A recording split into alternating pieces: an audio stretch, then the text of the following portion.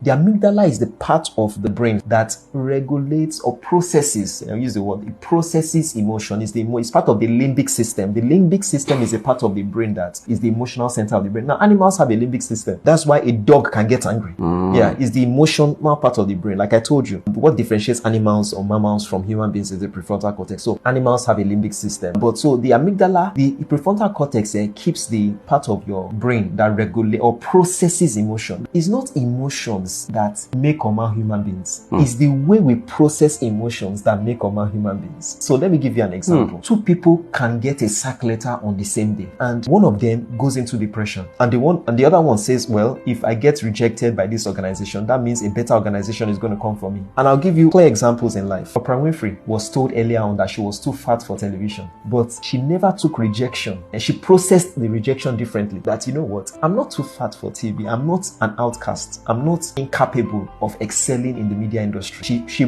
processed that feedback differently. If you look at some of the greatest and most successful people, they were rejected just like people who have failed and who you will never hear of. It's just that they processed it differently. So what the prefrontal cortex does, so do you know that Warren Buffett, the richest investor of all time, was rejected 3 times by Harvard University? Wanted to go to Harvard, he never got to go to Harvard because he was rejected. Jack Ma, the founder of Alibaba, was rejected 7 times by Harvard University. So people who fail and people who succeed, rich people and poor people, they go through the same experiences in life. It's just that they process it differently. If you scan the brain of recidivists, a recidivist is somebody who has committed heinous crimes over and over again. If you scan their brains, all of them are in major correctional centers all around the world. We have people like Jeffrey Dahmer, Richard Ramirez, Mark Chapman, the man who killed one of the leader of the Beatles, people like that commit regular heinous crimes. If you scan their brains, you will see that the activity in their prefrontal cortex is very minimal. That part of the brain that blocks out, the activity there is very minimal. But if you check the amygdala, when you scan their brains and you see the amygdala is very large and active. So you see,